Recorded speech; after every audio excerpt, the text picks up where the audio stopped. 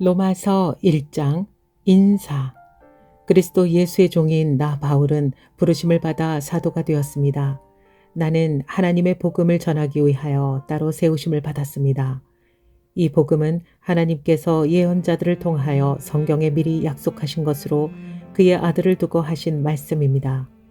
이 아들은 육신으로는 다윗의 후손으로 태어나셨으며 성령으로는 죽은 사람들 가운데서 부활하심으로 나타내신 권능으로 하나님의 아들로 확정되신 분이십니다. 그는 곧 우리 주 예수 그리스도이십니다. 우리는 그를 통하여 은혜를 입어 사도의 직분을 받았습니다. 그것은 우리가 그 이름을 전하여 모든 민족이 믿고 순종하게 하려는 것입니다. 여러분도 그들 가운데 들어있어서 예수 그리스도의 부르심을 받은 사람이 되었습니다. 나는 로마에 있는 모든 신도에게 이 편지를 씁니다. 하나님께서 여러분을 사랑하셔서 그의 거룩한 백성으로 부르셨습니다. 하나님은 우리 아버지와 주 예수 그리스도께서 내려주시는 은혜와 평화가 여러분에게 있기를 빕니다. 바울의 로마 방문 계획. 나는 먼저 여러분 모두의 일로 예수 그리스도를 통하여 나의 하나님께 감사를 드립니다. 그것은 여러분의 믿음에 대한 소문이 온 세상에 퍼지고 있기 때문입니다. 하나님은 내가 그 아들의 복음을 전하는 일로 충성으로 섬기는 분이시기에 내 마음속을 알고 계십니다. 나는 기도할 때마다 언제나 여러분을 생각하며 어떻게 해서든지 하나님의 뜻으로 여러분에게로 갈 수 있는 좋은 길이 열리기를 간구하고 있습니다. 내가 여러분을 간절히 보고 싶어 하는 것은 여러분에게 신령한 은사를 좀 나누어 주어서 여러분을 굳세게 하려고 하는 것입니다. 이것은 내가 여러분과 함께 지내면서 여러분과 내가 서로의 믿음으로 서로 격려를 받고자 하는 것입니다. 형제자매 여러분, 여러분은 이것을 아시기 바랍니다. 나는 여러분에게 가려고 여러 번 마음을 먹었으나 지금까지 길이 막혀서 뜻을 이루지 못하였습니다. 나는 다른 이방 사람들 가운데서도 열매를 거둔 것과 같이 여러분 가운데서도 그것을 좀 거두려고 했던 것입니다. 나는 그리스 사람에게나 미개한 사람에게나 지혜가 있는 사람에게나 어리석은 사람에게나 다 빚을 진 사람입니다. 그러므로 나의 간절한 소원은 로마에 있는 여러분에게도 복음을 전하는 일입니다. 복음의 능력. 나는 복음을 부끄러워하지 않습니다. 이 복음은 유대 사람을 비롯하여 그리스 사람에게 이르기까지 모든 믿는 사람을 구원하는 하나님의 능력입니다. 하나님의 의가 복음 속에 나타납니다. 이 일은 오로지 믿음에 근거하여 일어납니다. 이것은 성경에 기록한 바 의인은 믿음으로 살 것이다 한 것과 같습니다. 사람이 짓는 갖가지 죄. 하나님의 진노가 불의한 행동으로 진리를 가로막는 사람의 온갖 불경건함과 불의함을 겨냥하여 하늘로부터 나타납니다. 하나님을 알만한 일이 사람에게 환히 드러나 있습니다. 하나님께서 그것을 환히 드러내 주셨습니다. 이 세상 창조 때부터 하나님의 보이지 않는 속성, 곧 그분의 영원하신 능력과 신성은 사람이 그 지으신 만물을 보고서 깨닫게 되어 있습니다. 그러므로 사람들은 핑계를 댈 수가 없습니다. 사람들은 하나님을 알면서도 하나님을 하나님으로 영화롭게 해드리거나 감사를 드리기는커녕 오히려 생각이 허망해져서 그들의 지각 없는 마음이 어두워졌습니다. 사람들은 스스로 지혜가 있다고 주장하지만 실상은 어리석은 사람이 되었습니다. 그들은 썩지 않는 하나님의 영광을 썩어 없어질 사람이나 새나 네발 짐승이나 기어다니는 동물의 형상으로 바꾸어 놓았습니다. 그러므로 하나님께서는 사람들이 마음의 욕정대로 하도록 더러움에 그대로 내버려 두시니 서로의 몸을 욕되게 하였습니다. 사람들은 하나님의 진리를 거짓으로 바꾸고 창조주 대신에 피조물을 숭배하고 섬겼습니다. 하나님은 영원히 찬송을 받으실 분이십니다. 아멘. 이런 까닭에 하나님께서는 사람들을 부끄러운 정욕에 내버려 두셨습니다. 여자들은 남자와의 바른 관계를 바르지 못한 관계로 바꾸고 또한 남자들도 이와 같이 여자와의 바른 관계를 버리고 서로 욕정에 불탔으며 남자가 남자와 더불어 부끄러운 짓을 하게 되었습니다. 그래서 그들은 그 잘못에 마땅한 대가를 스스로 받았습니다. 사람들이 하나님을 인정하기를 싫어하므로 하나님께서는 사람들을 타락한 마음의 자리에 내버려 두셔서 해서는 안 될 일을 하도록 놓아두셨습니다. 사람들은 온갖 불의와 악행과 탐욕과 악의로 가득 차 있으며 시기와 살이와 분쟁과 사기와 저기로 가득 차 있으며 수군거리는 자요, 중상하는 자요, 하나님을 미워하는 자요, 불손한 자요, 오만한 자요, 자랑하는 자요, 악을 꾸미는 모략꾼이요, 부모를 거역하는 자요, 우매한 자요, 신의가 없는 자요, 무정한 자요, 무자비한 자입니다. 그들은 이와 같은 일을 하는 자들은 죽어야 마땅하다는 하나님의 공정한 법도를 알면서도 자기들만 이런 일을 하는 것이 아니라 이런 일을 저지르는 사람을 두둔하기까지 합니다. 로마서 2장 하나님의 공정한 심판. 그러므로 남을 심판하는 사람이여 그대가 누구이든지 죄가 없다고 변명할 수 없습니다. 그대는 남을 심판하는 일로 결국 자기를 정죄하는 셈입니다. 남을 심판하는 그대도 똑같은 일을 하고 있기 때문입니다. 하나님의 심판이 이런 일을 하는 사람에게 공정하게 내린다는 것을 우리는 압니다. 이런 일을 하는 사람들을 심판하면서 스스로 그런 일을 하는 사람이여 그대는 하나님의 심판을 피할 수 있을 줄로 생각합니까? 아니면 하나님께서 인자하심을 베푸셔서 그들을 인도하여 회개하게 하신다는 것을 알지 못하고 오히려 하나님의 풍성하신 인자하심과 너그러우심과 오래 참으심을 업신 여기는 것입니까? 그대는 완고하여 회개할 마음이 없으니 하나님의 공정한 심판이 나타날 진노의 날에 자기가 받을 진노를 스스로 쌓아 올리고 있는 것입니다. 하나님께서는 각 사람에게 그가 한 대로 갚아주실 것입니다. 참으면서 선한 일을 하여 영광과 존귀와 불멸의 것을 구하는 사람에게는 영원한 생명을 주시고 이기심에 사로잡혀서 진리를 거스르고 불의를 따르는 사람에게는 진노와 분노를 쏟으실 것입니다.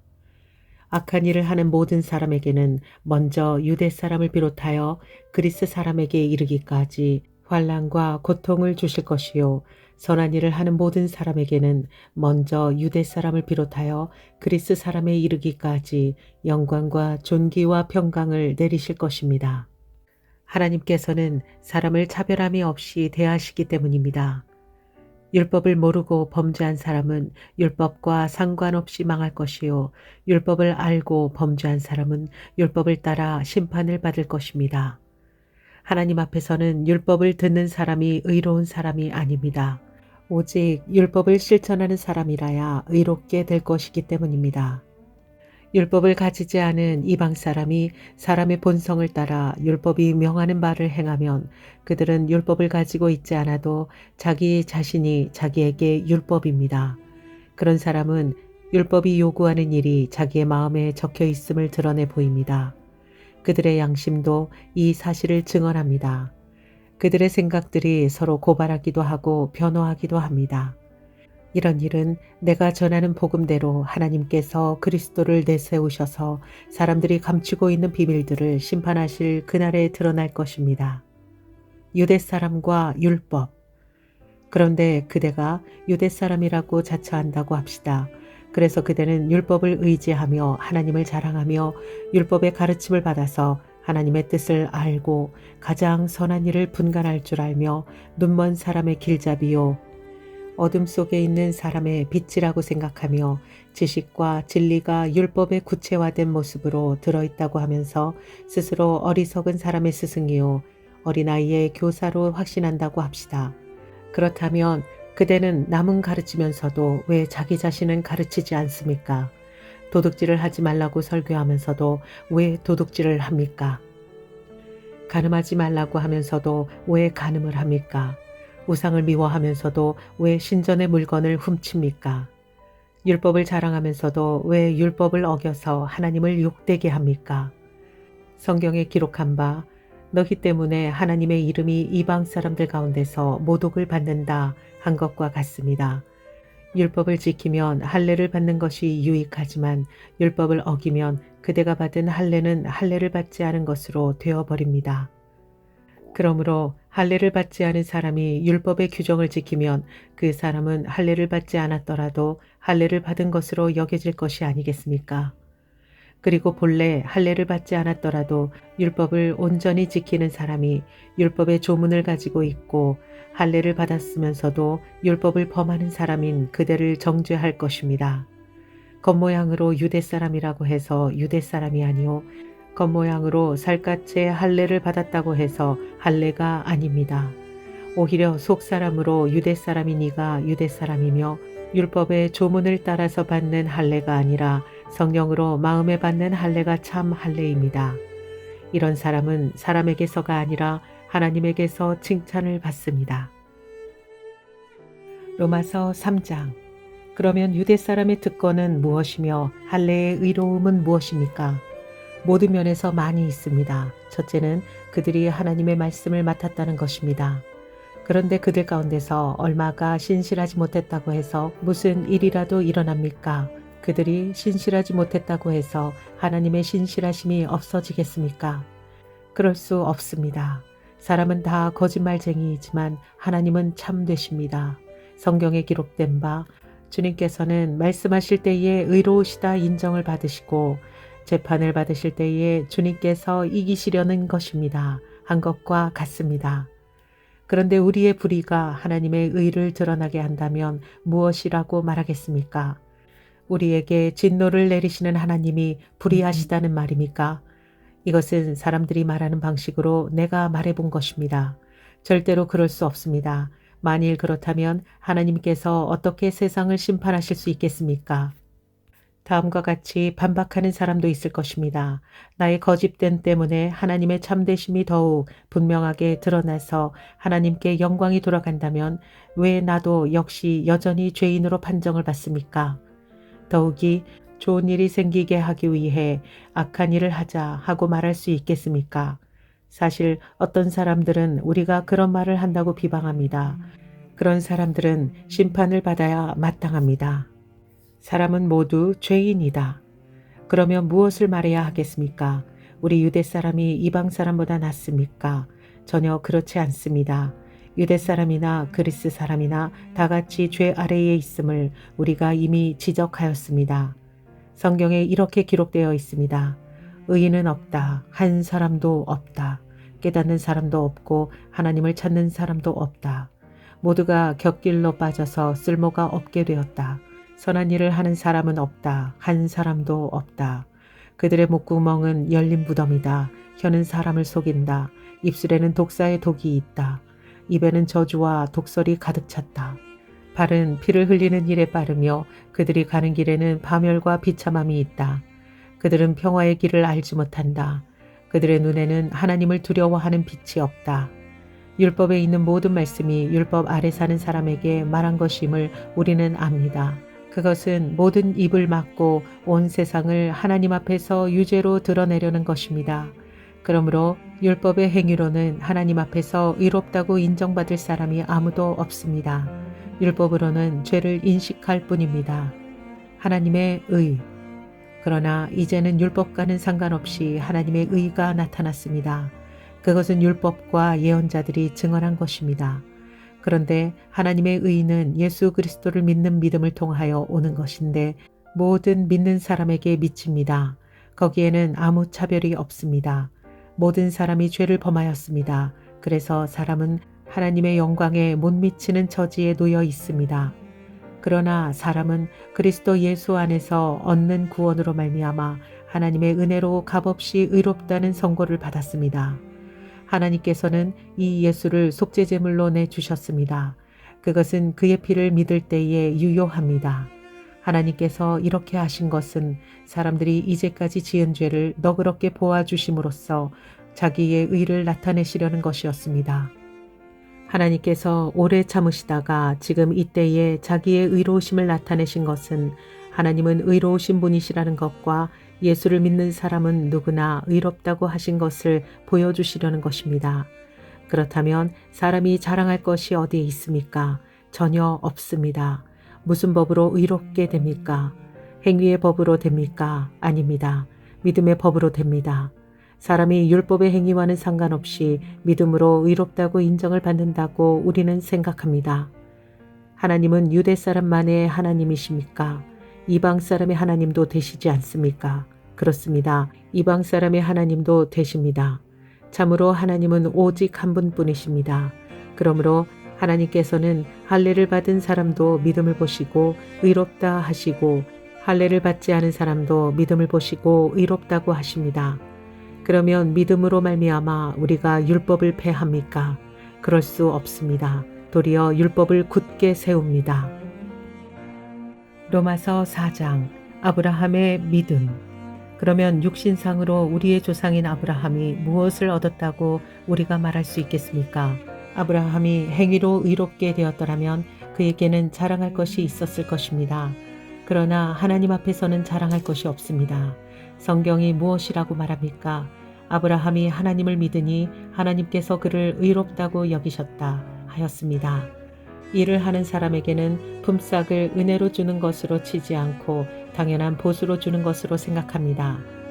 그러나 경건하지 못한 사람을 의롭다고 하시는 분을 믿는 사람은 비록 아무 공로가 없어도 그의 믿음이 의롭다고 인정을 받습니다. 그래서 행한 것이 없어도 하나님께서 의롭다고 여겨주시는 사람이 받을 복을 다윗도 다음과 같이 말하였습니다. 하나님께서 잘못을 용서해 주시고 죄를 덮어주신 사람은 복이 있다. 주님께서 죄 없다고 인정해 주실 사람은 복이 있다. 그러면 이러한 복은 할례를 받은 사람에게만 내리는 것입니까? 그렇지 않으면 할례를 받지 않은 사람에게도 내리는 것입니까? 우리는 앞에서 말하기를 하나님께서 아브라함의 믿음을 의로 여기셨다 하였습니다. 그러면 어떻게 아브라함이 그러한 인정을 받았습니까? 그가 할례를 받은 후에 그렇게 되었습니까? 그렇지 않으면 할례를 받기 전에 그렇게 되었습니까? 그것은 할례를 받은 후에 된 일이 아니라 할례를 받기 전에 된 일입니다. 아브라함이 할례라는 표를 받았는데 그것은 그가 할례를 받지 않은 상태에서 이미 얻은 믿음의 의를 확증하는 것이었습니다. 그래서 그는 할례를 받지 않고도 믿는 모든 사람의 조상이 되었으니 이것은 할례를 받지 않은 사람들도 의롭다는 인정을 받게 하려는 것이었습니다. 또 그는 할례를 받은 사람의 조상이 되기도 하였습니다. 다시 말하면 할례만을 받은 것이 아니라 또한 우리 조상 아브라함이 할례를 받지 않은 상태에서 걸어간 믿음의 발자취를 따라가는 사람들의 조상이 되었습니다. 믿음으로 약속을 주시다. 아브라함이나 그 자손에게 주신 하나님의 약속, 곧 그들이 세상을 물려받을 상속자가 되리라는 것은 율법으로 말미암은 것이 아니라 믿음의 의로 말미암은 것입니다. 율법을 의지하는 사람들이 상속자가 된다면 믿음은 무의미한 것이 되고 약속은 헛된 것이 됩니다. 율법은 진노를 불러옵니다. 율법이 없는 곳에는 범법도 없습니다. 이런 까닭에 이 약속은 믿음에 근거한 것입니다. 그것은 하나님께서 아브라함에게 이 약속을 은혜로 주셔서 이것을 그의 모든 후손에게도 곧 율법으로 사는 사람들에게만 아니라 아브라함이 지닌 믿음으로 사는 사람들에게도 보장하려는 것입니다. 아브라함은 우리 모두의 조상입니다. 이것은 성경에 기록된 대로 내가 너를 많은 민족의 조상으로 세웠다 함과 같습니다. 이 약속은 그가 믿은 하나님, 다시 말하면 죽은 사람들을 살리시며 없는 것들을 불러내어 있는 것이 되게 하시는 하나님께서 보장하신 것입니다. 아브라함은 희망이 사라진 때에도 바라면서 믿었으므로 너희 자손이 이와 같이 많아질 것이다 하신 말씀대로 많은 민족의 조상이 되었습니다. 그는 나이가 100세가 되어서 자기 몸이 이미 죽은 것이나 다름없고 또한 사라의 태도 죽은 것이나 다름없는 줄 알면서도 그는 믿음이 약해지지 않았습니다. 그는 하나님의 약속을 믿고 의심하지 않았습니다. 오히려 그는 믿음이 굳세어져서 하나님께 영광을 돌렸습니다. 그는 하나님께서 스스로 약속하신 바를 능히 이루실 것이라고 확신하였습니다. 그래서 하나님께서는 이것을 보시고 그를 의롭다고 여겨주셨습니다. 그가 의롭다는 인정을 받았다 하는 말은 아브라함만을 위하여 기록된 것이 아닙니다. 하나님께서 의롭다고 여겨주실 우리, 곧 우리 주 예수를 죽은 사람들 가운데서 살리신 분을 믿는 우리까지도 위한 것입니다. 예수는 우리의 범죄 때문에 죽임을 당하셨고 우리를 의롭게 하시려고 살아나셨습니다.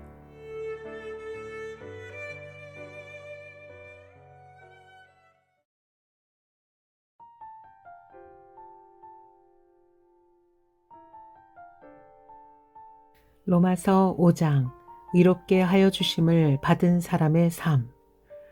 그러므로 우리는 믿음으로 의롭다 하심을 받았으므로 우리 주 예수 그리스도로 말미암아 하나님과 더불어 평화를 누리고 있습니다. 우리는 또한 그리스도로 말미암아 지금 서 있는 이 은혜의 자리에서 믿음으로 나아오게 되었으며 하나님의 영광에 이르게 될 소망을 품고 자랑을 합니다. 그뿐만 아니라 우리는 환난을 자랑합니다.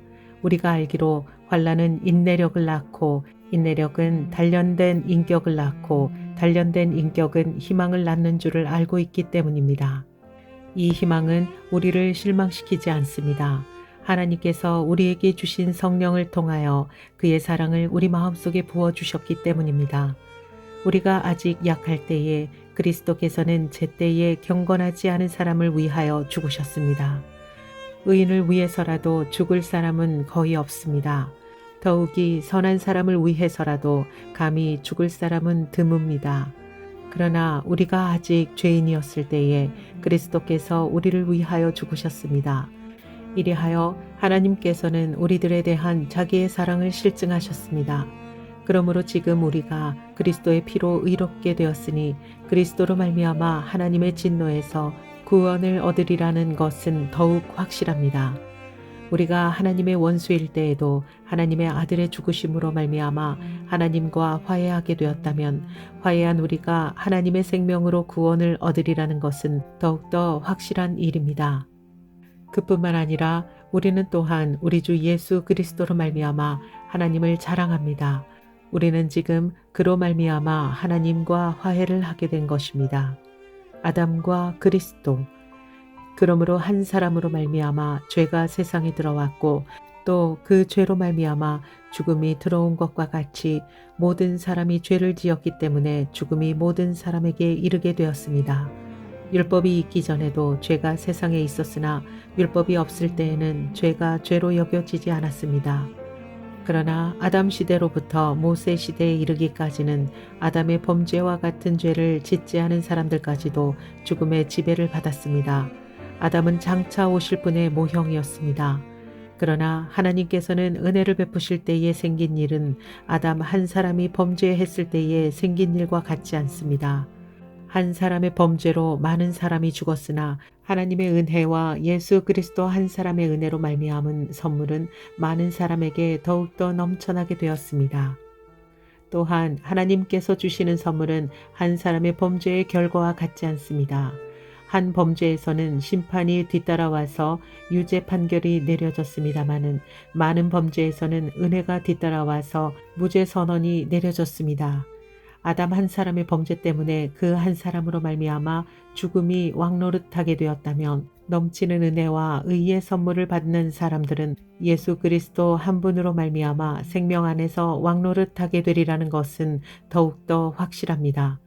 그러니 한 사람의 범죄 행위 때문에 모든 사람이 유죄 판결을 받았는데 이제는 한 사람의 의로운 행위 때문에 모든 사람이 의롭다는 인정을 받아서 생명을 얻게 되었습니다. 한 사람이 순종하지 않음으로 말미암아 많은 사람이 죄인으로 판정을 받았는데 이제는 한 사람이 순종함으로 말미암아 많은 사람이 의인으로 판정을 받을 것입니다. 율법은 범죄를 증가시키려고 끼어들어온 것입니다. 그러나 죄가 많은 곳에 은혜가 더욱 넘치게 되었습니다. 그것은 죄가 죽음으로 사람을 지배한 것과 같이 은혜가 의를 통하여 사람을 지배하여 우리 주 예수 그리스도로 말미암아 얻은 영원한 생명에 이르게 하려는 것입니다. 로마서 6장 그리스도인은 그리스도와 함께 죽고 함께 산다. 그러면 우리가 무엇이라고 말을 해야 하겠습니까? 은혜를 더하게 하려고 여전히 죄 가운데 머물러 있어야 하겠습니까? 그럴 수 없습니다. 우리는 죄에는 죽은 사람인데 어떻게 죄 가운데서 그대로 살 수 있겠습니까? 세례를 받아 그리스도 예수와 하나가 된 우리는 모두 세례를 받을 때에 그와 함께 죽었다는 것을 여러분은 알지 못합니까? 그러므로 우리는 세례를 통하여 그의 죽으심과 연합함으로써 그와 함께 묻혔던 것입니다. 그것은 그리스도께서 아버지의 영광으로 말미암아 죽은 사람들 가운데서 살아나신 것과 같이 우리도 또한 새 생명 안에서 살아가기 위함입니다. 우리가 그의 죽으심과 같은 죽음을 죽어서 그와 연합하는 사람이 되었으면 우리는 부활에 있어서도 또한 그와 연합하는 사람이 될 것입니다. 우리의 옛사람이 그리스도와 함께 십자가에 달려 죽은 것은 죄의 몸을 멸하여서 우리가 다시는 죄의 노예가 되지 않게 하려는 것임을 우리는 압니다.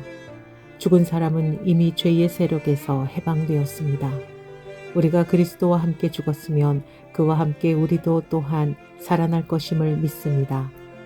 우리가 알기로 그리스도께서는 죽은 사람들 가운데서 살아나셔서 다시는 죽지 않으시며 다시는 죽음이 그를 지배하지 못합니다. 그리스도께서 죽으신 죽음은 죄에 대해서 단번에 죽으신 것이요 그분이 사시는 삶은 하나님을 위하여 사시는 것입니다. 이와 같이 여러분도 죄에 대해서는 죽은 사람이요 하나님을 위해서는 그리스도 예수 안에서 살고 있는 사람이라는 것을 알아야 합니다. 그러므로 여러분은 죄가 여러분의 죽을 몸을 지배하지 못하게 해서 여러분의 몸의 정욕에 굴복하는 일이 없도록 하십시오. 그러므로 여러분은 여러분의 지체를 죄에 내맡겨서 불의의 연장이 되게 하지 마십시오. 오히려 여러분은 죽은 사람들 가운데서 살아난 사람답게 여러분을 하나님께 바치고 여러분의 지체를 의의 연장으로 하나님께 바치십시오. 여러분은 율법 아래 있지 않고 은혜 아래 있으므로 죄가 여러분을 다스릴 수 없을 것입니다. 그리스도인은 의의 종이다. 그러면 어떻게 해야 하겠습니까? 우리가 율법 아래 있지 않고 은혜 아래에 있다고 해서 마음 놓고 죄를 짓자는 말입니까? 그럴 수 없습니다. 여러분은 아무에게나 자기를 종으로 내맡겨서 복종하게 하면 여러분은 여러분이 복종하는 그 사람의 종이 되는 것임을 알지 못합니까? 여러분은 죄의 종이 되어 죽음에 이르거나 아니면 순종의 종이 되어 의에 이르거나 하는 것입니다. 그러나 하나님께 감사하는 것은 여러분이 전에는 죄의 종이었으나 이제 여러분은 전에 받은 교훈의 본의 마음으로부터 순종함으로써 죄에서 해방을 받아서 의의 종이 된 것입니다. 여러분의 이해력이 미약함으로 내가 사람의 방식으로 말하겠습니다. 여러분이 전에는 자기 지체를 더러움과 불법의 종으로 내맡겨서 불법에 빠져 있었지만 이제는 여러분의 지체를 의의 종으로 바쳐서 거룩함에 이르도록 하십시오. 여러분이 죄의 종일 때에는 의에 얽매이지 않았습니다. 여러분은 그때에 무슨 열매를 거두었습니까? 이제 와서 여러분이 그러한 생활을 부끄러워하지만은 그러한 생활의 마지막은 죽음입니다. 이제 여러분은 죄에서 해방을 받고 하나님의 종이 되어서 거룩함에 이르는 삶의 열매를 맺고 있습니다. 그 마지막은 영원한 생명입니다. 죄의 싹은 죽음이요 하나님의 선물은 우리 주 예수 그리스도 안에서 누리는 영원한 생명입니다. 로마서 7장 혼인관계로 비유한 율법. 형제자매 여러분, 나는 율법을 아는 사람들에게 말을 합니다. 율법은 사람이 살아있는 동안에만 그 사람을 지배한다는 것을 알지 못합니까? 결혼한 여자는 그 남편이 살아있는 동안에는 법으로 남편에게 매어 있으나 남편이 죽으면 남편의 법에서 풀려납니다. 그러므로 남편이 살아있는 동안에 그 여자가 다른 남자에게로 가면 그 여자는 가늠한 여자라는 말을 듣게 됩니다. 그러나 남편이 죽으면 그 법에서 해방되는 것이므로 다른 남자에게로 갈지라도 가늠한 여자가 되지 않습니다. 나의 형제자매 여러분, 그러므로 여러분도 그리스도의 몸으로 말미암아 율법에 대해서는 죽임을 당했습니다. 그래서 여러분은 다른 분, 곧 죽은 사람들 가운데서 살아나신 그분에게 속하게 되었습니다. 그것은 우리가 하나님을 위하여 열매를 맺게 하기 위함입니다. 이전에 우리가 육신을 따라 살 때에는 율법으로 말미암아 일어나는 죄의 욕정이 우리 몸의 지체 안에서 작용해서 죽음에 이르는 열매를 맺었습니다. 그러나 지금은 우리를 올감했던 것에 대하여 죽어서 율법에서 풀려났습니다. 그래서 우리는 문자에 얽매인 낡은 정신으로 하나님을 섬기지 않고 성령이 주시는 새 정신으로 하나님을 섬깁니다. 율법과 죄의 관계. 그러면 우리가 무엇이라고 말을 하겠습니까? 율법이 죄입니까? 그럴 수 없습니다. 그러나 율법에 비추어 보지 않았다면 나는 죄가 무엇인지 알지 못하였을 것입니다. 율법에 탐내지 말아라 하지 않았다면 나는 탐심이 무엇인지를 알지 못하였을 것입니다.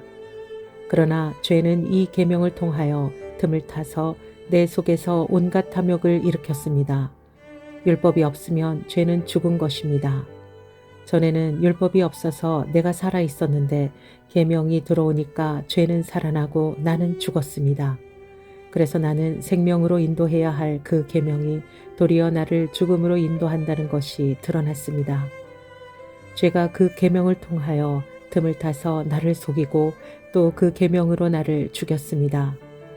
그러므로 율법은 거룩하며 계명도 거룩하고 의롭고 선한 것입니다. 그러니 그 선한 것이 나에게 죽음을 안겨주었다는 말입니까? 그럴 수 없습니다. 그러나 죄를 죄로 드러나게 하려고 죄가 그 선한 것을 방편으로 하여 나에게 죽음을 일으켰습니다. 그것은 계명을 방편으로 하여 죄를 극도로 죄답게 되게 하려는 것이었습니다. 우리는 율법이 신령한 것인 줄 압니다. 그러나 나는 육정에 매인 존재로서 죄 아래에 팔린 몸입니다. 나는 내가 하는 일을 도무지 알 수가 없습니다. 내가 해야 하겠다고 생각하는 일은 하지 않고 도리어 해서는 안 되겠다고 생각하는 일을 하고 있으니 말입니다.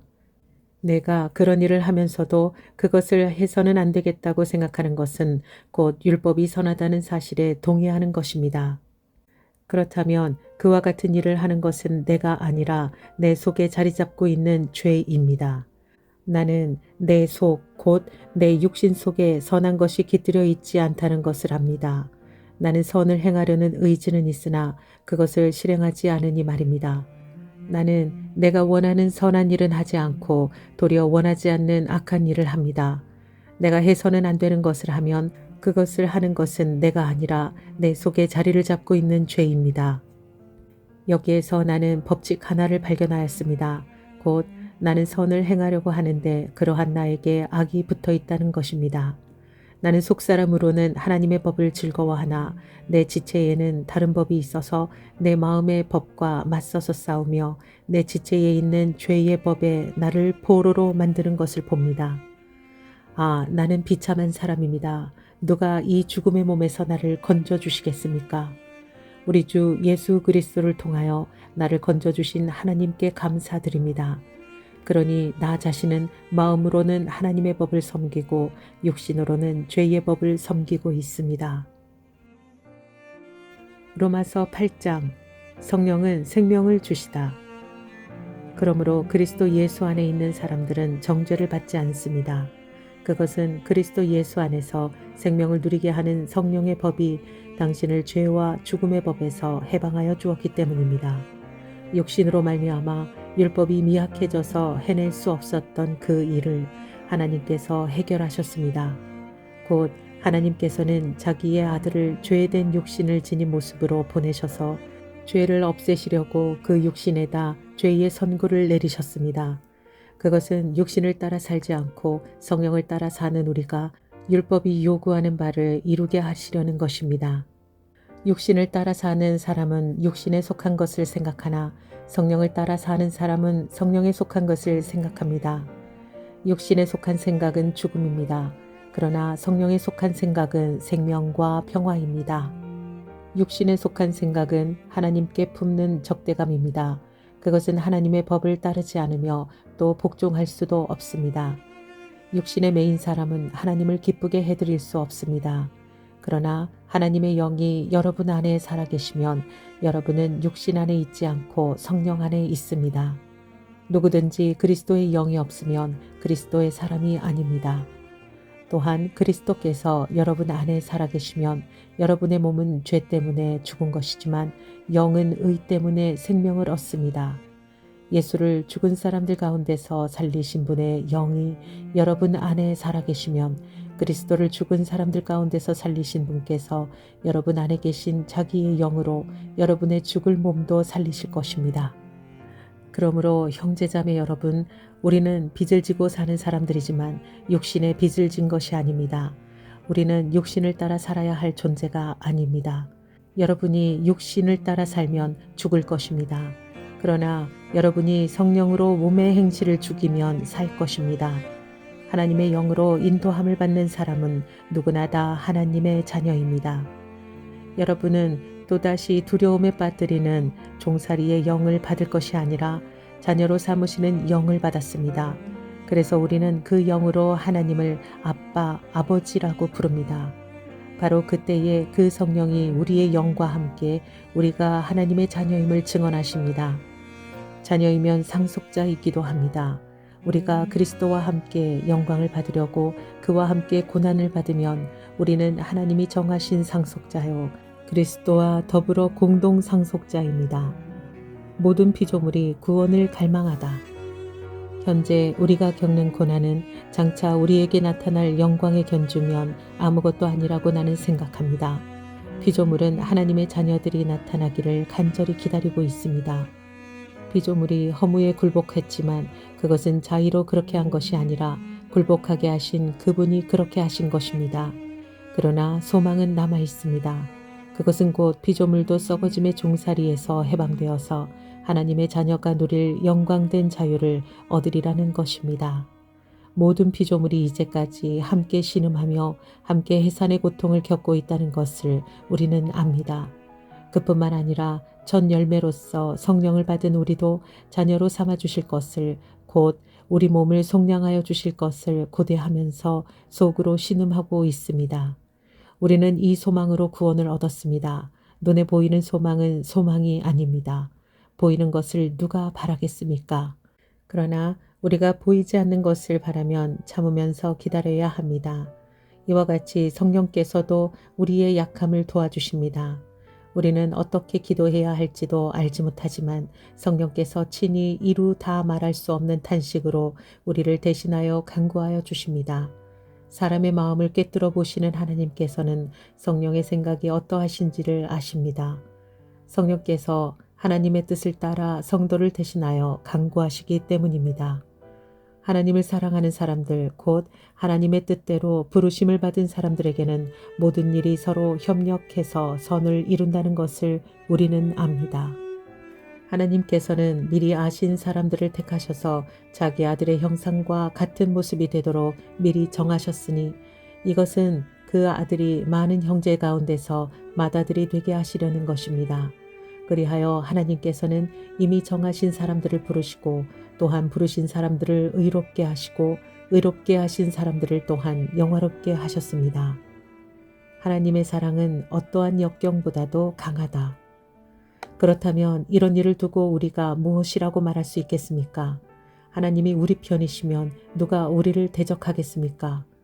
자기 아들을 아끼지 않으시고 우리 모두를 위하여 내주신 분이 어찌 그 아들과 함께 모든 것을 우리에게 선물로 거저주지 않으시겠습니까? 하나님께서 택하신 사람들을 누가 감히 고발하겠습니까? 의롭다 하시는 분이 하나님이신데 누가 감히 그들을 정죄하겠습니까? 그리스도 예수는 죽으셨지만 오히려 살아나셔서 하나님의 오른쪽에 계시며 우리를 위하여 대신 간구하여 주십니다. 누가 우리를 그리스도의 사랑에서 끊을 수 있겠습니까? 환난입니까? 곤고입니까? 박해입니까? 굶주림입니까? 헐벗음입니까? 위협입니까? 또는 칼입니까? 성경에 기록한 바 우리는 종일 주님을 위하여 죽임을 당합니다. 우리는 도살당할 양과 같이 여김을 받았습니다. 한 것과 같습니다.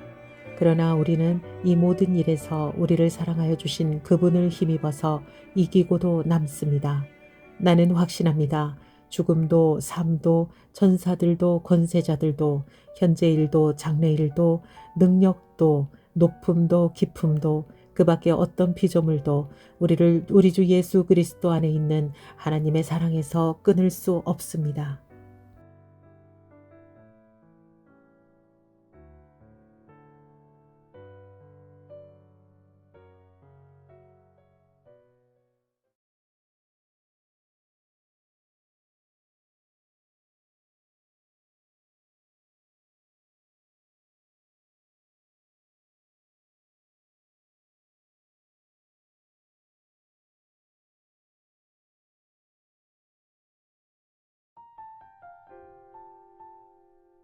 로마서 9장. 하나님께서 이스라엘을 선택하시다.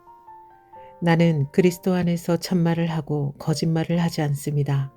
내 양심이 성령을 힘입어서 이것을 증언하여 줍니다. 나에게는 큰 슬픔이 있고 내 마음에는 끊임없는 고통이 있습니다. 나는 육신으로 내 동족인 내 결례를 위하여 일하면 내가 저주를 받아서 그리스도에게서 끊어질지라도 달게 받겠습니다. 내 동족은 이스라엘 백성입니다. 그들에게는 하나님의 자녀로서의 신분이 있고 하나님을 모시는 영광이 있고 하나님과 맺은 언약들이 있고 율법이 있고 예배가 있고 하나님의 약속들이 있습니다. 족장들은 그들의 조상이요 그리스도 육신으로는 그들에게서 태어나셨습니다. 그는 만물 위에 계시며 영원토록 찬송을 받으실 하나님이십니다. 아멘. 그러나 하나님의 약속의 말씀이 배했다고는 할 수 없습니다. 이스라엘에게서 태어난 사람이라고 해서 다 이스라엘 사람이 아니고 아브라함의 자손이라고 해서 다 그의 자녀가 아닙니다. 다만 이삭에게서 태어난 사람만을 너의 자손이라고 부르겠다 하셨습니다. 이것은 곧 육신의 자녀가 하나님의 자녀가 되는 것이 아니라 약속의 자녀가 참 자손으로 여겨지리라는 것을 뜻합니다. 그 약속의 말씀은 내년에 내가 다시 올 때쯤에는 사라에게 아들이 있을 것이다 한 것입니다.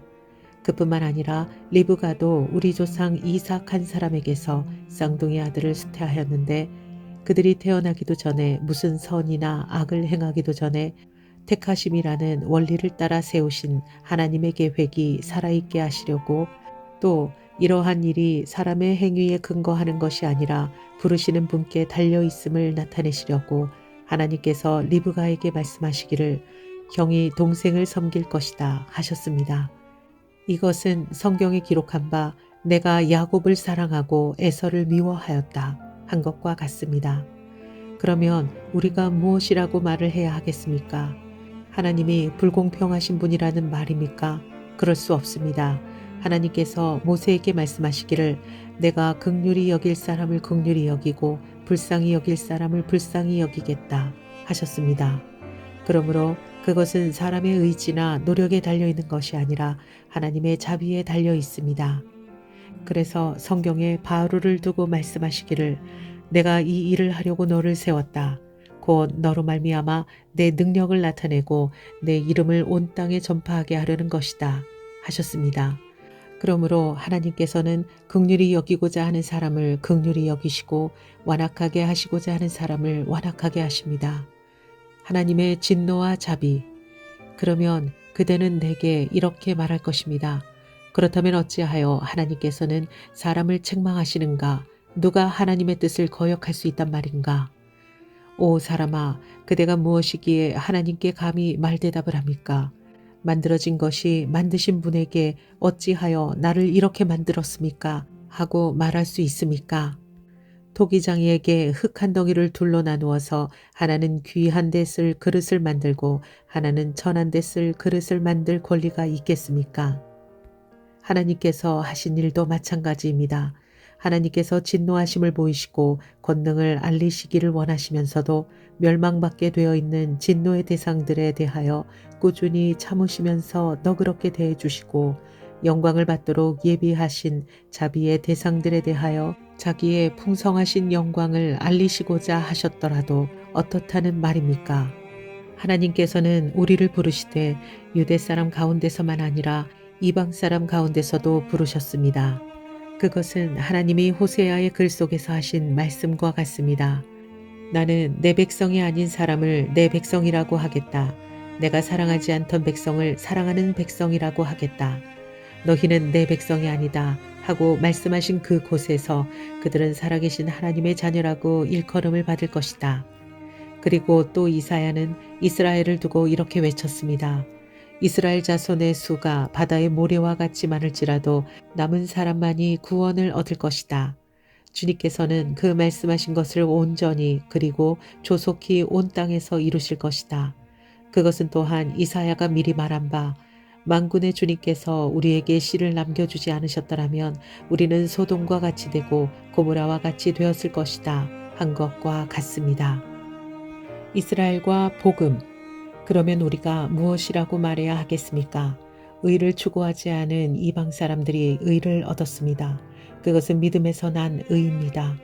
그런데 이스라엘은 의의 율법을 추구하였지만 그 율법에 이르지 못하였습니다. 어찌하여 그렇게 되었습니까? 그들은 믿음에 근거하여 의에 이르려고 한 것이 아니라 행위에 근거하여 의에 이르려고 했기 때문입니다. 그들은 걸림돌에 걸려 넘어진 것입니다. 그것은 성경에 기록한 바와 같습니다. 보아라, 내가 시온에 부딪히는 돌과 걸려 넘어지게 하는 바위를 둔다.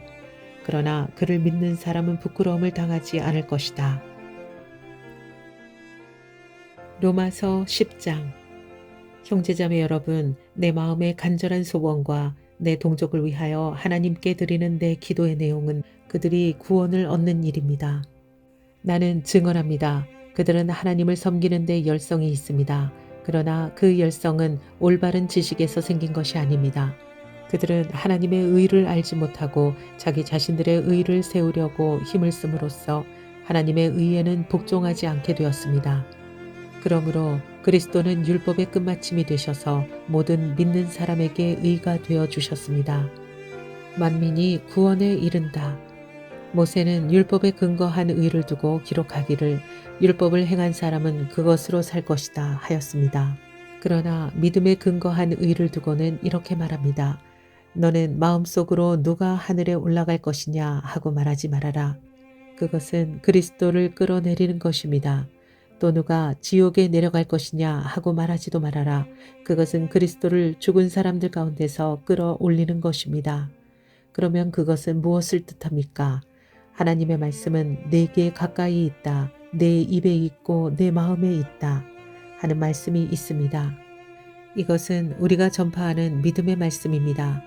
당신이 만일 예수는 주님이라고 입으로 고백하고 하나님께서 그를 죽은 사람들 가운데서 살리신 것을 마음으로 믿으면 구원을 얻을 것입니다. 사람은 마음으로 믿어서 의에 이르고 입으로 고백해서 구원에 이르게 됩니다. 성경은 그를 믿는 사람은 누구나 부끄러움을 당하지 않을 것이다 하고 말합니다. 유대 사람이나 그리스 사람이나 차별이 없습니다.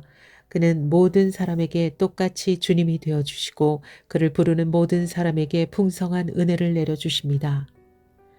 주님의 이름을 부르는 사람은 누구든지 구원을 얻을 것입니다. 그런데 사람들은 자기들이 믿은 적이 없는 분을 어떻게 부를 수 있겠습니까? 또 들은 적이 없는 분을 어떻게 믿을 수 있겠습니까?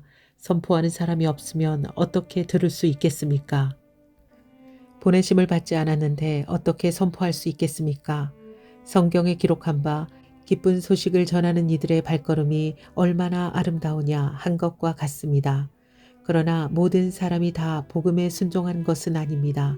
이사야는 주님, 우리가 전하는 소식을 누가 믿었습니까? 하고 말하였습니다.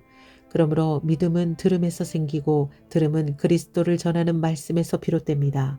그러면 내가 묻습니다. 그들은 들은 일이 없습니까? 물론 그렇지 않습니다. 성경 말씀에 그들의 목소리가 온 땅에 퍼지고 그들의 말이 땅 끝까지 퍼졌다 하였습니다. 내가 다시 묻습니다. 이스라엘이 알지 못하였습니까? 이에 대하여 하나님께서 먼저 모세를 통하여 이렇게 말씀하셨습니다. 나는 내 백성이 아닌 사람들로 너희의 질투심을 일으키고 미련한 백성들로 너희의 분노를 자아나겠다. 또한 이사야는 매우 담대하게 이렇게 말씀을 전하였습니다. 나를 찾지 않는 사람들을 내가 만나주고 나를 구하지 않는 사람들에게 내가 나타났다. 또한 이사야는 하나님께서 이스라엘을 보고 복종하지 않고 거역하는 백성에게 나는 온종일 내 손을 내밀었다 하신 말씀을 선포하였습니다. 로마서 11장 이스라엘의 남은 사람. 그러면 내가 묻습니다. 하나님께서 자기의 백성을 버리신 것은 아닙니까? 그럴 수 없습니다. 나도 이스라엘 사람이요 아브라함의 후손이요 베냐민 지파에 속한 사람입니다. 하나님께서는 미리 아신 자기 백성을 버리지 않으셨습니다. 여러분은 성경이 엘리야를 두고 하신 말씀을 알지 못합니까? 그가 이스라엘을 고발하여 하나님께 이렇게 호소하였습니다. 주님, 그들은 주님의 예언자들을 죽이고 주님의 제단들을 헐어버렸습니다. 남은 것은 나 혼자밖에 없는데 그들은 내 목숨마저 찾고 있습니다. 그런데 하나님께서는 그에게 어떻게 대답하셨습니까? 내가 바알에게 무릎을 꿇지 않은 사람 7,000명을 내 앞에 남겨두었다 하셨습니다. 이와 같이 지금 이 시기에도 은혜로 택하심을 입은 사람들이 남아 있습니다. 은혜로 된 것이면 행위에 근거한 것이 아닙니다. 그렇지 않으면 그 은혜는 이미 은혜가 아닙니다. 그러면 무슨 결과가 생겼습니까? 이스라엘 백성은 찾던 것을 얻지 못하였지만 택하심을 받은 백성들은 그것을 얻었습니다. 그리고 그 나머지 사람들은 완고해졌습니다. 성경에 이렇게 기록한 바와 같습니다.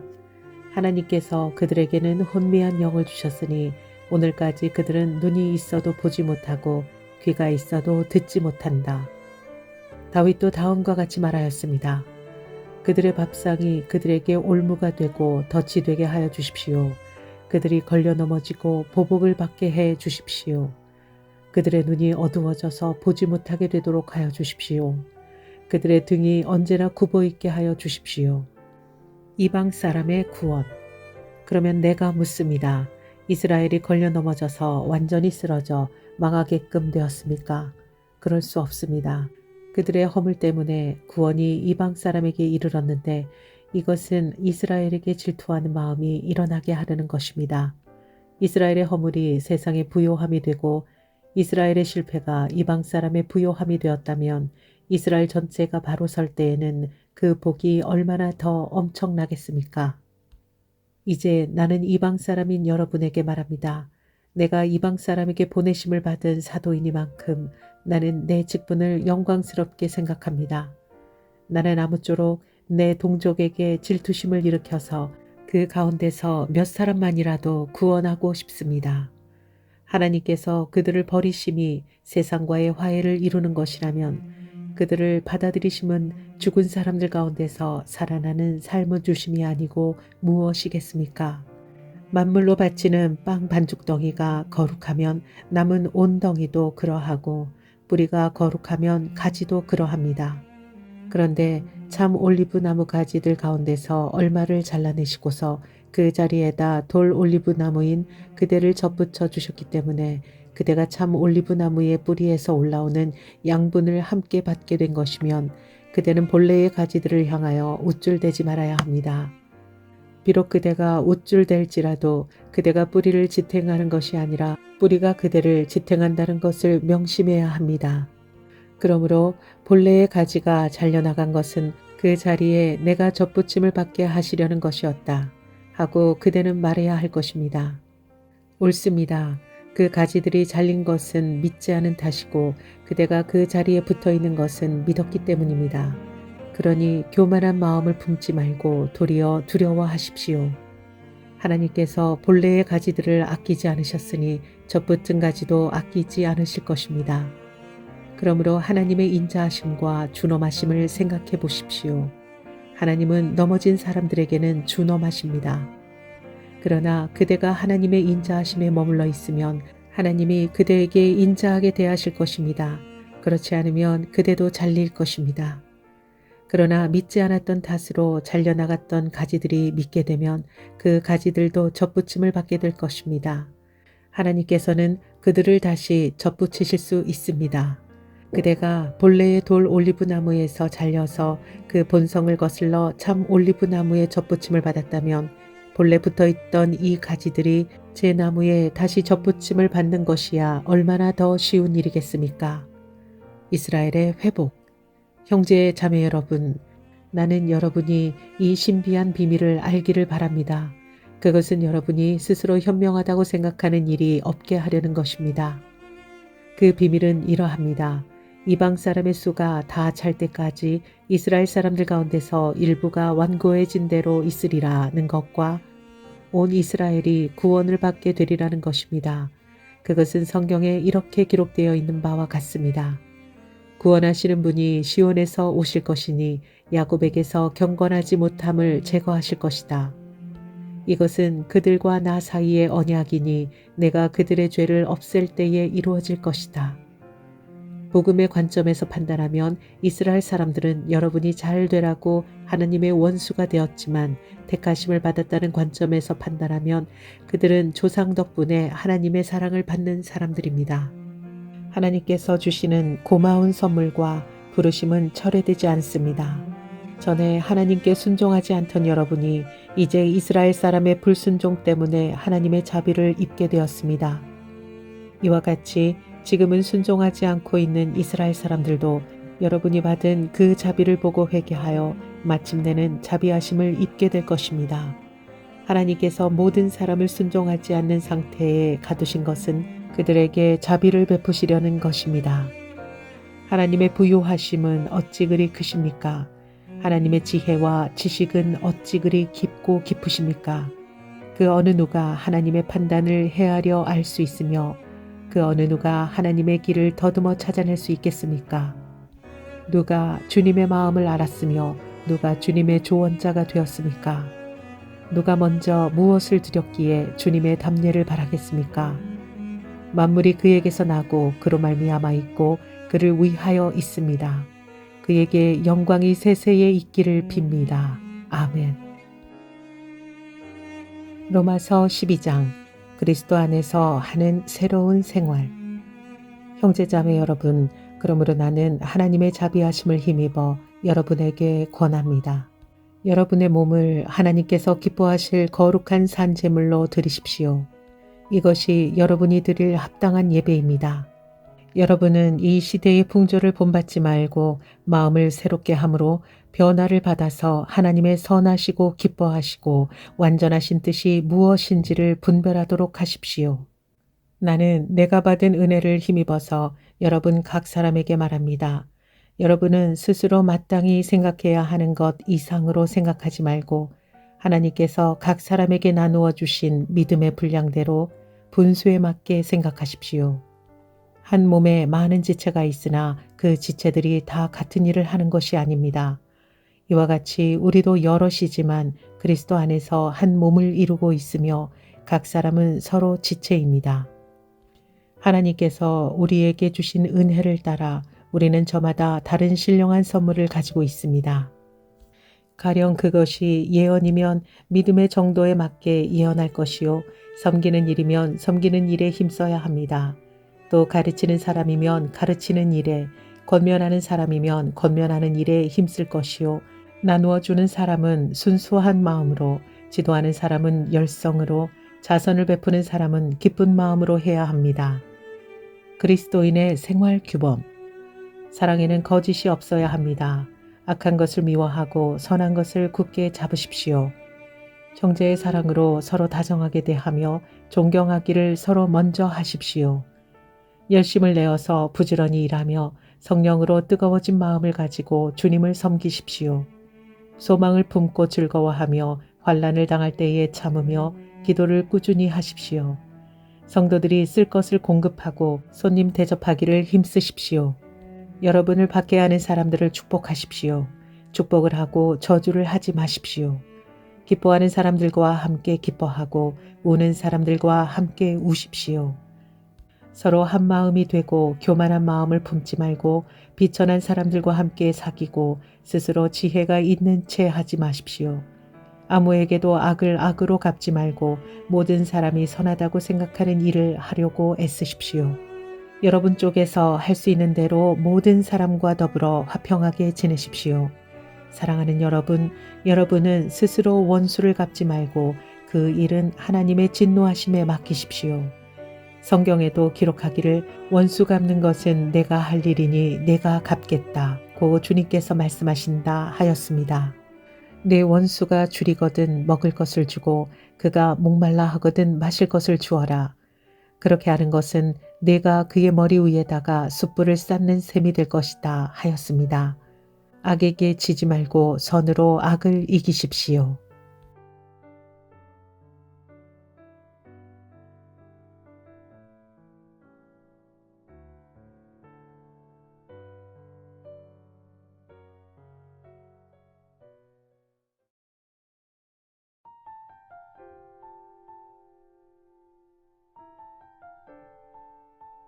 로마서 13장 그리스도인과 세상 권세. 사람은 누구나 위에 있는 권세에 복종해야 합니다. 모든 권세는 하나님께로부터 온 것이며 이미 있는 권세들도 하나님께서 세우신 것입니다. 그러므로 권세를 거역하는 사람은 하나님의 명을 거역하는 것이요, 거역하는 사람은 심판을 받게 될 것입니다. 치안관들은 좋은 일을 하는 사람에게는 두려울 것이 없고 나쁜 일을 하는 사람에게만 두려움이 됩니다. 권세를 행사하는 사람을 두려워하지 않으려거든 좋은 일을 하십시오. 그러면 그에게서 칭찬을 받을 것입니다. 권세를 행사하는 사람은 여러분 각 사람에게 유익을 주려고 일하는 하나님의 일꾼입니다. 그러나 그대가 나쁜 일을 저지를 때에는 두려워해야 합니다. 그는 공연히 칼을 차고 있는 것이 아닙니다. 그는 하나님의 일꾼으로서 나쁜 일을 하는 자에게 하나님의 진노를 집행하는 사람입니다. 그러므로 진노를 두려워해서만이 아니라 양심을 생각해서도 복종해야 합니다. 같은 이유로 여러분은 또한 조세를 바칩니다. 그들은 하나님의 일꾼들로서 바로 이 일을 하는 데 힘쓰고 있습니다. 여러분은 모든 사람에게 의무를 다하십시오. 조세를 바쳐야 할 이에게는 조세를 바치고 관세를 바쳐야 할 이에게는 관세를 바치고 두려워해야 할 이는 두려워하고 존경해야 할 이는 존경하십시오. 사랑은 율법의 완성이다. 서로 사랑하는 것 외에는 아무에게도 빚을 지지 마십시오. 남을 사랑하는 사람은 율법을 다 이룬 것입니다.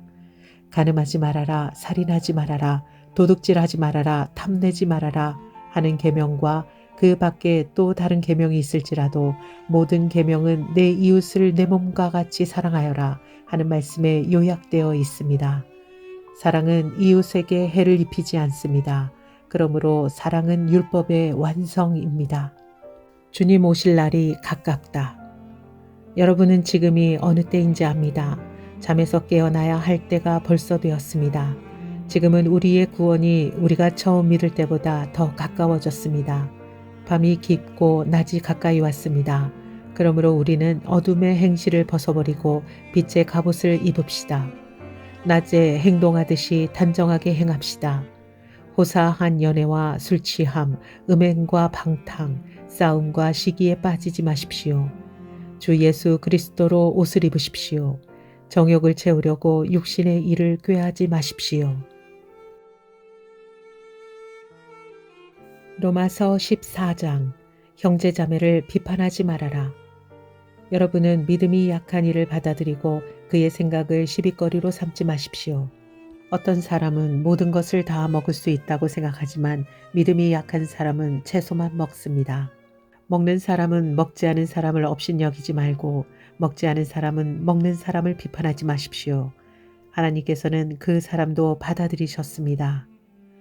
우리가 누구이기에 남의 종을 비판합니까? 그가 서 있든지 넘어지든지 그것은 그 주인이 상관할 일입니다. 주님께서 그를 서 있게 할 수 있으시니 그는 서 있게 될 것입니다. 또 어떤 사람이 이 날이 저 날보다 더 중요하다고 생각하고 또 어떤 사람은 모든 날이 다 같다고 생각합니다. 각각 자기 마음의 확신을 가져야 합니다. 어떤 날을 더 존중히 여기는 사람도 주님을 위하여 그렇게 하는 것이요.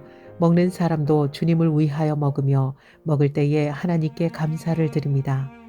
그리고 먹지 않는 사람도 주님을 위하여 먹지 않으며 또한 하나님께 감사를 드립니다.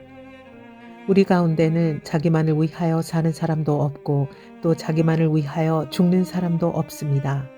우리는 살아도 주님을 위하여 살고 죽어도 주님을 위하여 죽습니다. 그러므로 우리는 살든지 죽든지 주님의 것입니다. 그리스도께서 죽으셨다가 살아나신 것은 죽은 사람에게도 산 사람에게도 다 주님이 되시려는 것이었습니다. 그런데 어찌하여 그대는 형제나 자매를 비판합니까? 어찌하여 그대는 형제나 자매를 업신여깁니까? 우리는 모두 다 하나님의 심판대 앞에 서게 될 것입니다. 성경에는 이렇게 기록되어 있습니다. 주님께서 말씀을 하신다. 내가 살아있으니 모든 무릎이 내 앞에 꿇을 것이요 모든 입이 나 하나님을 찬양할 것이다. 그러므로 우리는 각각 자기 일을 하나님께 사실대로 아뢰어야 할 것입니다. 형제 자매가 걸려 넘어지지 않게 처신하라. 그러므로 이제부터는 서로 남을 심판하지 마십시오.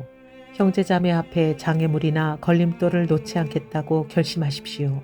내가 주 예수 안에서 알고 또 확신하는 것은 이것입니다. 무엇이든지 그 자체로 부정한 것은 없고 다만 부정하다고 여기는 그 사람에게는 부정한 것입니다. 그대가 음식 문제로 형제자매의 마음을 상하게 하면 그것은 이미 사랑을 따라 살지 않는 것입니다. 음식 문제로 그 사람을 망하게 하지 마십시오. 그리스도께서 그 사람을 위하여 죽으셨습니다. 그러므로 여러분이 좋다고 여기는 일이 도리어 비방거리가 되지 않도록 하십시오. 하나님의 나라는 먹는 일과 마시는 일이 아니라 성령 안에서 누리는 의와 평화와 기쁨입니다. 그리스도를 이렇게 섬기는 사람은 하나님을 기쁘게 해드리고 사람에게도 인정을 받습니다. 그러므로 우리는 서로 화평을 도모하는 일과 서로 덕을 쌓우는 일에 힘을 씁시다. 하나님이 이룩해 놓으신 것을 음식 때문에 망치는 일이 없도록 하십시오. 모든 것이 다 깨끗합니다. 그러나 어떤 것을 먹음으로써 남을 넘어지게 하면 그러한 사람에게는 그것이 해롭습니다.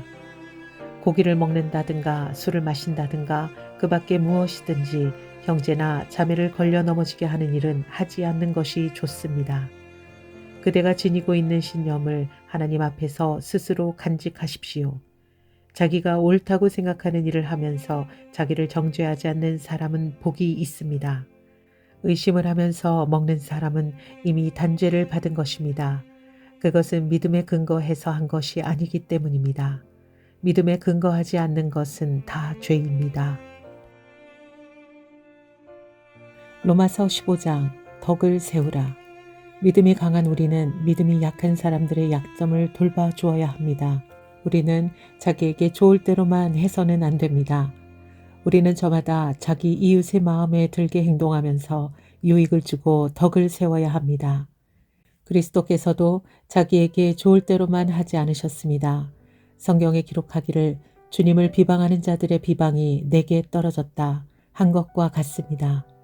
무엇이든지 전에 기록한 것은 우리에게 교훈을 주려고 한 것이며 성경이 주는 인내와 위로로서 우리로 하여금 소망을 가지게 하려고 한 것입니다. 인내심과 위로를 주시는 하나님께서 여러분이 그리스도 예수를 본받아 같은 생각을 품게 하시고 한 마음과 한 입으로 하나님 곧 우리 주 예수 그리스도의 아버지께 영광을 돌리게 해 주시기를 빕니다. 유대인과 이방인이 하나님을 찬양하다. 그러므로 그리스도께서 하나님의 영광을 드러내시려고 여러분을 받아들이신 것과 같이 여러분도 서로를 받아들이십시오. 내가 말하는 것은 이러합니다. 그리스도께서는 하나님의 진실하심을 드러내시려고 할례를 받은 사람의 종이 되셨으니 그것은 하나님께서 조상에게 주신 약속들을 확증하시고 이방 사람들도 긍휼히 여기심을 받아서 하나님께 영광을 돌리게 하시려고 한 것입니다. 기록된 바 그러므로 내가 이방 사람들 가운데서 주님께 찬양을 드리며 주님의 이름을 찬미합니다. 한 것과 같습니다. 또 이방 사람들아 주님의 백성과 함께 즐거워하여라 하였으며 또 모든 이방 사람들은 주님을 찬양하여라 모든 백성들아 주님을 찬양하여라 하였습니다. 그리고 이사야가 말하기를 이새 보리에서 싹이 나서 이방 사람을 다스릴 이가 일어날 것이니 이방 사람은 그에게 소망을 둘 것이다 하였습니다. 소망을 주시는 하나님께서 믿음으로 오는 모든 기쁨과 평화를 여러분에게 충만하게 주셔서 성령의 능력으로 소망이 여러분에게 차고 넘치기를 바랍니다. 바울의 사도직의 근거. 나의 형제자매 여러분, 나는 여러분 마음에 선함이 가득하고 온갖 지식이 넘쳐서 서로 권면할 능력이 있음을 확신합니다. 그러나 내가 몇 가지 점에 대해서 매우 담대하게 쓴 것은 하나님께서 내게 주신 은혜를 힘입어서 여러분의 기억을 새롭게 하려고 한 것입니다. 하나님께서 이 은혜를 내게 주신 것은 나로 하여금 이방 사람에게 보내심을 받은 그리스도 예수의 일꾼이 되게 하여 하나님의 복음을 전하는 제사장의 직무를 수행하게 하시려는 것입니다. 그리하여 이방 사람들로 하여금 성령으로 거룩하게 되게 하여 하나님께서 기쁨으로 받으실 제물이 되게 하시려는 것입니다. 그러므로 나는 하나님을 섬기는 일을 그리스도 예수 안에서 자랑스럽게 생각합니다. 그리스도께서 이방 사람들을 복종하게 하시려고 나를 시켜서 이루어 놓으신 것 밖에는 아무것도 감히 말하지 않겠습니다. 그 일은 말과 행동으로, 표징과 이적의 능력으로, 성령의 권능으로 이루어졌습니다. 그래서 나는 예루살렘에서 일루리곤에 이르기까지 두루 다니면서 그리스도의 복음을 남김없이 전파하였습니다. 나는 이와 같이 그리스도의 이름이 알려진 곳 말고 알려지지 않은 곳에서 복음을 전하는 것을 명예로 삼았습니다. 나는 남이 닦아놓은 터 위에다가 집을 짓지 않으려 하였습니다. 성경에 이렇게 기록한 바 그의 일을 알지 못하던 사람들이 보게 될 것이요 듣지 못하던 사람들이 깨닫게 될 것이다 한 것과 같습니다. 바울의 로마 방문 계획. 그래서 내가 여러분에게로 가려고 하였으나 여러 번 길이 막혔습니다. 그러나 이제는 이 지역에서 내가 일해야 할 곳이 더 없습니다.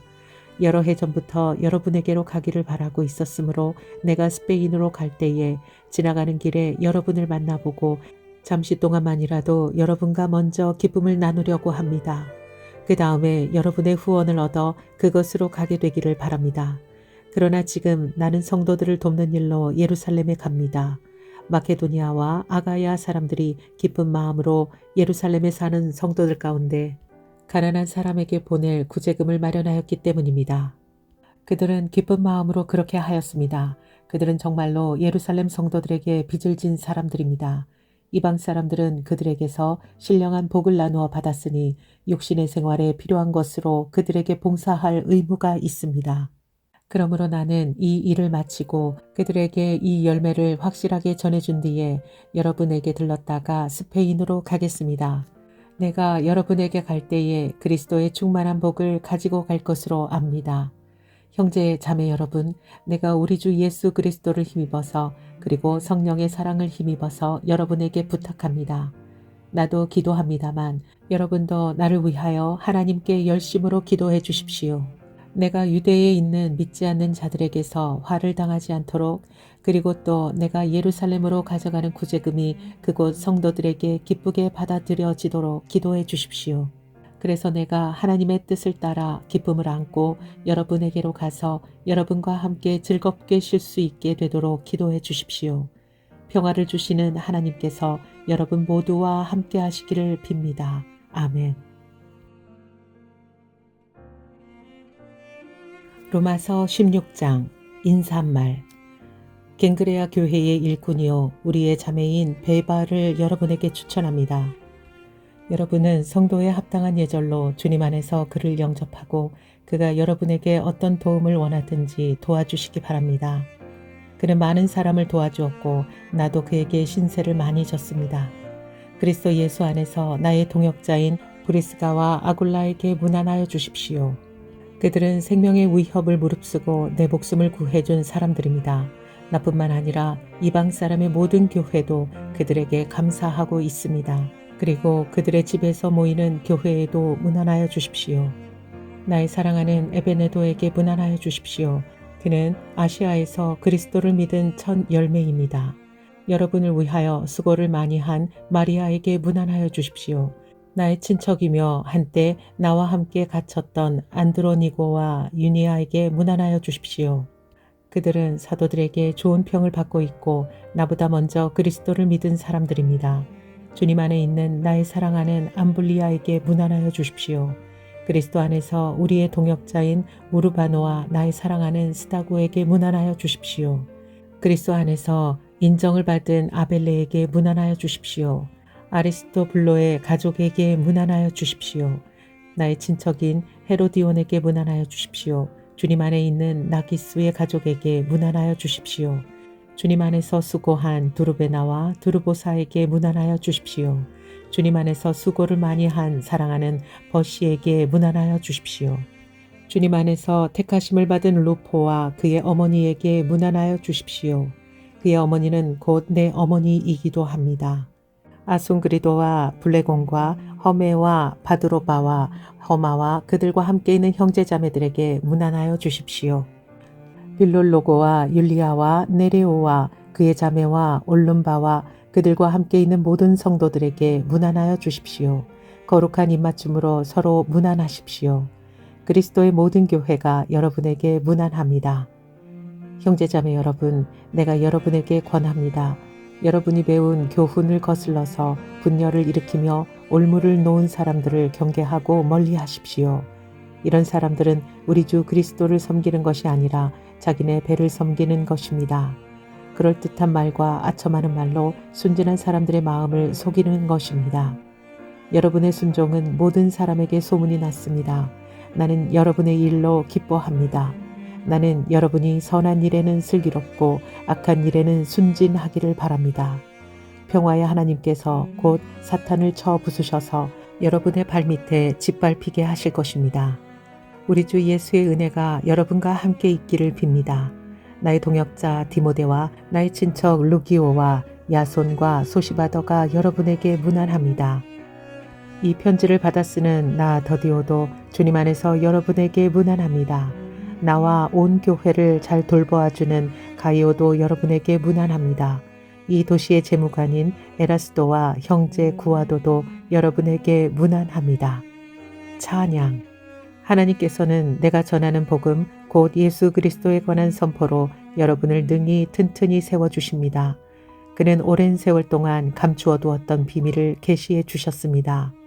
그 비밀은 지금은 예언자들의 글로 환히 공개되고 영원하신 하나님의 명을 따라 모든 이방 사람들에게 알려져서 그들이 믿고 순종하게 되었습니다. 오직 한 분이신 지혜로우신 하나님께 예수 그리스도로 말미암아 영광이 영원 무궁하도록 있기를 빕니다. 아멘.